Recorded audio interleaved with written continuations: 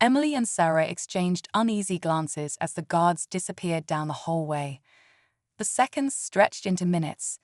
Neither of them spoke, both straining to hear any sounds coming from room 306. Then, faint but distinct, they heard Jason's voice. "What the?" Emily's stomach twisted. She took a hesitant step forward, but Sarah grabbed her arm. "Wait," she whispered. A loud crash echoed through the hallway. Something had been knocked over. Emily's instincts warred with her fear. She wasn't a police officer or a security guard. She was a nurse. She had spent her entire career helping people. But something about this wasn't normal. Then Jason's voice again, this time sharper. "We need backup. Now." Emily's heart pounded. She had never heard Jason sound scared before. Sarah reached for the phone at the nurse's station, likely to call for the hospital supervisor, but before she could, Jason and Mark reappeared, walking quickly down the hallway. Both looked shaken. Jason locked eyes with Emily. "You were right," he said, his voice lower than before. "Something's wrong in there." Emily swallowed hard. "What did you see?" Mark shook his head. "We're not sure yet, but whatever it is, it's bad." The air in the hallway felt thick with tension. Emily could feel it pressing down on her chest.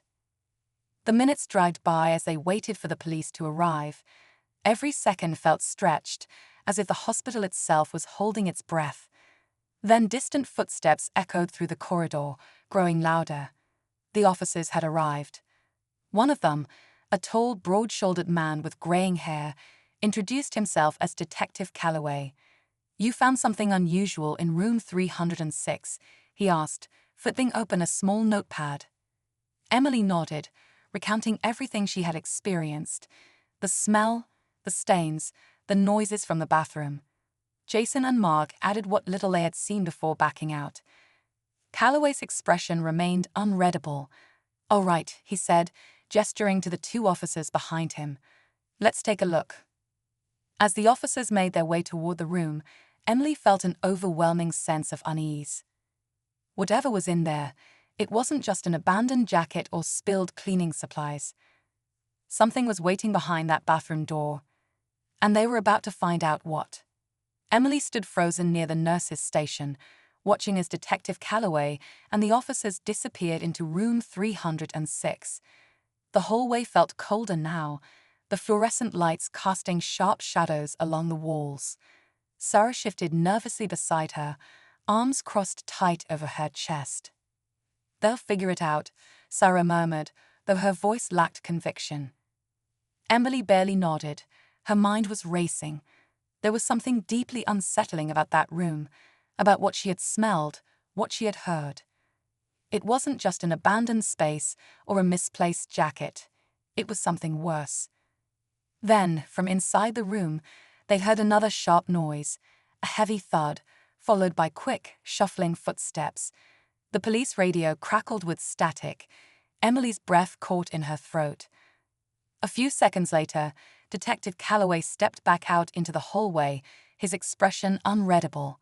He motioned for Jason and Mark, the security guards, to join him.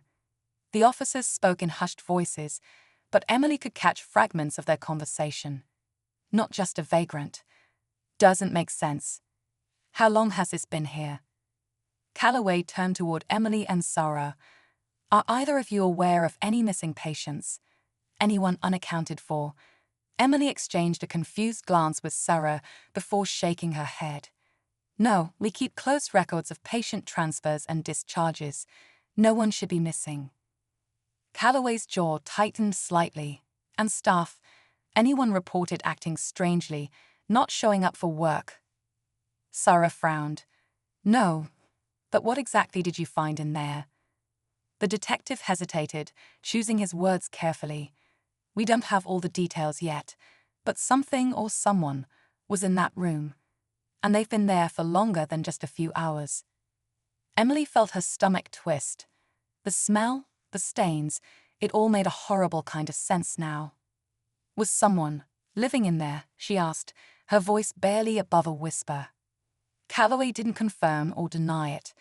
Instead, He turned to one of the officers. "Check the security footage. I want to know who's been coming and going from this floor in the last 48 hours. Emily felt a chill crawl up her spine. 48 hours. That room had been empty since the morning shift. At least, that's what they had thought. But if someone had been inside that long, hiding, waiting. Sarah shifted uncomfortably. It doesn't make sense. We walk these halls every hour. If someone was staying in there, we would have noticed. Jason, the security guard, exhaled sharply. Not if they knew how to avoid us. A heavy silence settled over them. Emily's breath caught in her throat. How long had this been going on? Had this person been here for days, weeks? Had they been watching them this whole time? Sarah took a shaky step backward. Oh my God. Calloway knelt beside the pile, lifting one of the fabric pieces with a gloved hand. It was worn, stained with something yellowish. Emily's stomach turned. Then another officer's voice rang out from down the hall. "We've got movement on the west stairwell." The group tensed. Calloway was up on his feet in an instant. "Go." The officers sprinted toward the stairwell, their radios crackling as they called for backup. Jason and Mark exchanged a quick glance before following. Emily could hear the pounding of their footsteps echo through the corridors. She and Sarah were left standing frozen outside the closet, the cold air pressing against their skin. Sarah swallowed hard. They're still here. Emily's heart hammered in her chest. Not only were they still here, whoever they were trying to escape. She took a shaky breath, staring down the empty hallway, knowing that the answers were just around the corner. And that whatever happened next would change everything. Emily's breath came in shallow gasps as she stood frozen in the hallway, her ears straining to catch any sound beyond the pounding footsteps of the officers racing toward the stairwell. Sarah gripped her wrist tightly, her fingers ice cold. Neither of them spoke, but the same fear flashed in both their eyes. Whoever had been hiding here wasn't just a lost patient or a harmless intruder. They were running because they had something to hide. A loud thud echoed from the stairwell, followed by the unmistakable clatter of something metal hitting the floor. Then, silence. Emily's body tensed. The officers had gone after the suspect, but what if they weren't alone? The thought sent a shiver down her spine. Before she could process it, a noise broke the silence. A faint, almost imperceptible shuffle behind them. Emily turned sharply, her breath hitching. Room 309. The door was slightly ajar. It had been closed before. She was sure of it. Sarah's fingers tightened around her arm. "Emily," she whispered, her voice barely audible. Emily's pulse pounded in her ears as she took a slow, hesitant step toward the door. It was like every nerve in her body was screaming at her to run the other way, but something deeper, something instinctual, urged her forward. With trembling fingers, she reached for the edge of the door and nudged it open. The room was dark. The air inside was thick, heavy, like it hadn't been disturbed in a long time. But as Emily's eyes adjusted, she saw something that made her stomach drop. The closet door was open, and hanging inside, neatly arranged, were several hospital uniforms. Not just any uniforms. Nurse scrubs. Some were faded, old, as if they had been taken from different staff over time. Others were cleaner, newer, like they had been stolen recently. Emily's fingers hovered over the fabric, her mind racing. Whoever had been hiding in this hospital hadn't just been sneaking around, they had been blending in. Sarah took a shaky step backward. Oh my God, what if we've seen them before? The realization struck Emily like a bolt of lightning. What if this wasn't just someone hiding in the shadows? What if they had walked past them in the hallways? What if they had been watching them from up close, pretending to be one of them? The pieces started clicking into place. The missing food from the break room, the times the supply closet had been mysteriously unlocked, the moments when Emily had sworn she felt someone watching her, but saw no one when she turned around. The intruder wasn't just surviving here. They were living among them. A loud crash from the stairwell sent both Emily and Sarah spinning toward the sound. The chase was still going on, but now Emily wasn't sure if the officers were after the real threat or just a distraction. And then from somewhere deep in the hospital, an alarm began to blare. A lockdown. The hospital was sealing itself shut. Emily's blood ran cold.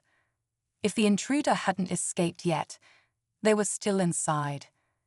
The blaring lockdown alarm sent a ripple of panic through the hospital. Red emergency lights flashed along the ceiling, casting eerie shadows across the walls. Emily's pulse hammered in her ears as she exchanged a wide-eyed look with Sarah. "They're still here," Sarah whispered, barely able to get the words out. Emily didn't need to be told twice. Whoever had been lurking in the hospital, stealing food, slipping in and out of rooms, blending in, hadn't escaped. They were trapped inside with the rest of them. One of the officers returned moments later, holding up a tablet with the hospital's security feed. The screen flickered as he scrolled through footage, stopping at a time-stamped clip from the previous night. He turned the screen toward Calloway. Emily and Sarah leaned in. The grainy black and white footage showed an empty hallway outside room 306. The timestamp read 2:37 a.m. For several long seconds, nothing happened. Then, a shadow appeared. It moved strangely, slow and deliberate, hugging the wall as it approached the door to room 306. The figure was difficult to make out, tall, thin, wearing dark clothing. The footage had no sound, but it was clear the person was cautious, stopping every few steps as if listening. Then, just as quickly as they appeared, the figure slipped inside the room. Emily felt her pulse quicken. "Who is that?"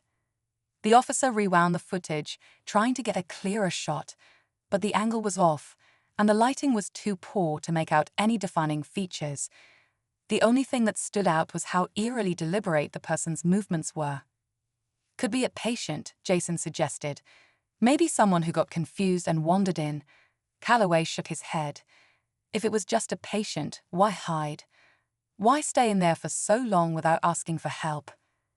Emily thought about the jacket she had seen, crumpled near the bed. Someone had been there. Someone had left that behind. And now, whoever, or whatever it was, they weren't in the room anymore. Which meant they could be anywhere in the hospital. A shiver ran through her.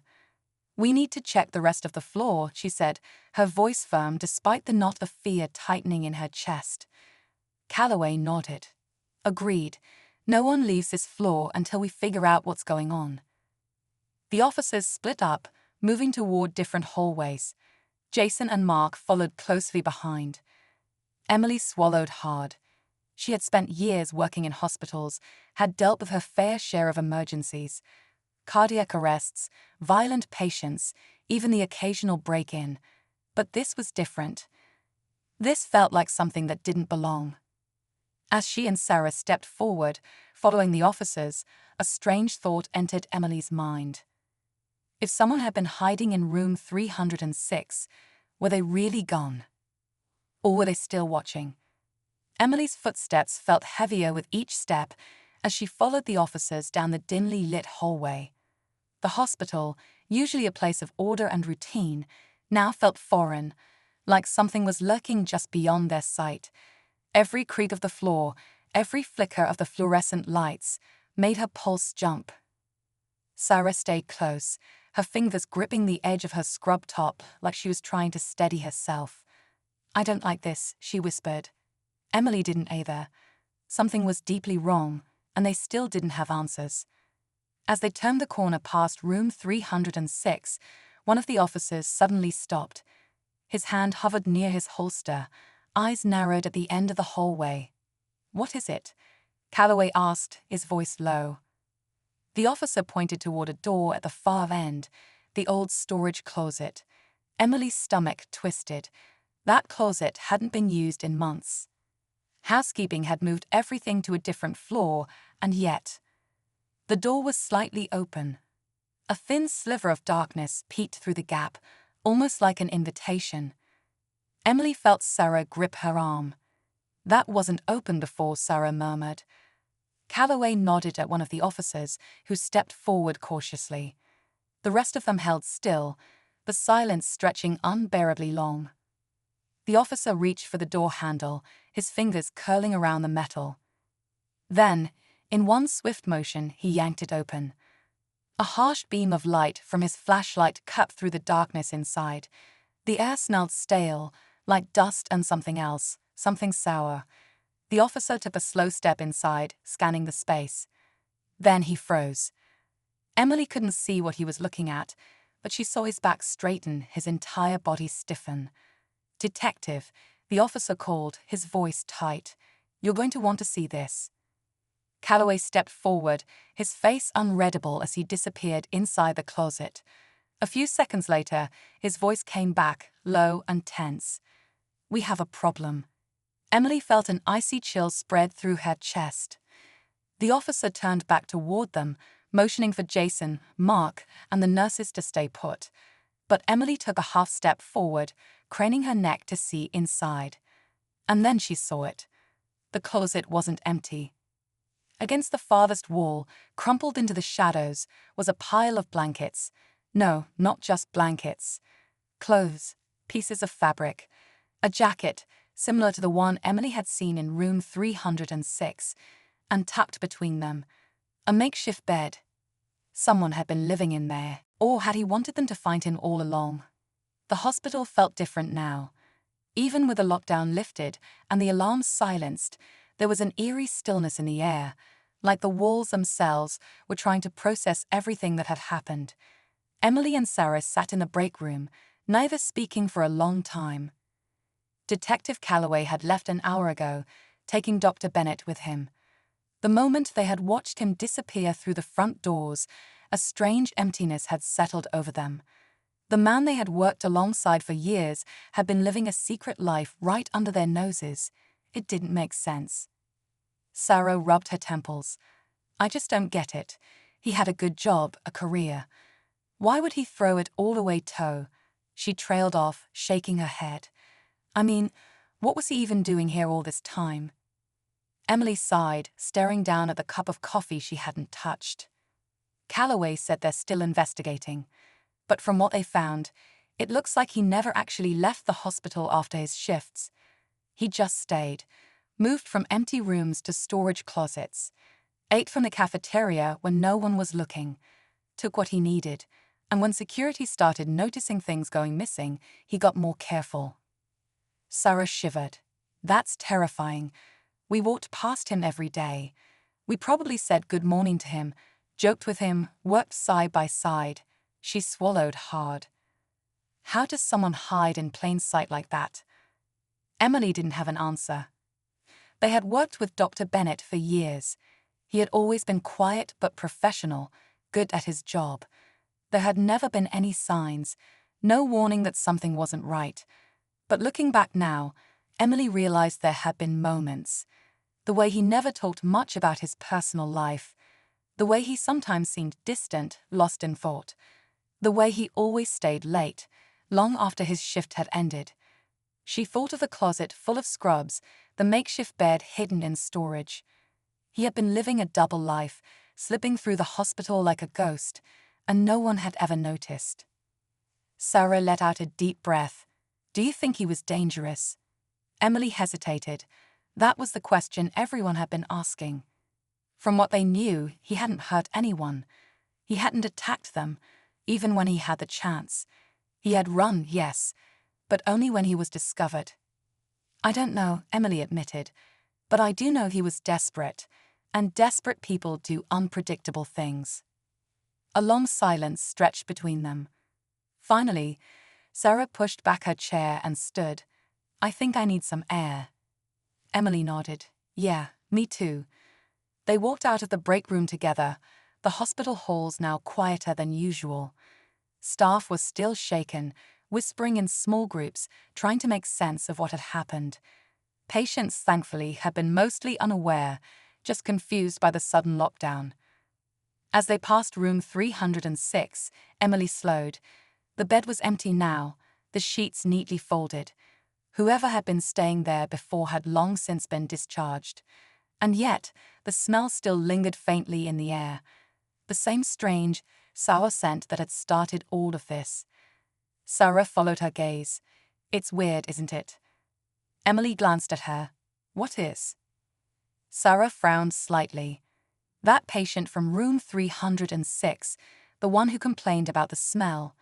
They said it had been there for a while, remember? Emily nodded slowly. Sarah hesitated. So, was Bennett staying in there the whole time? Or was someone else? A chill ran down Emily's spine. She looked back at the empty bed, at the faint stain still visible near the pillow. For the first time since the night began, she realized they might not have uncovered the whole truth.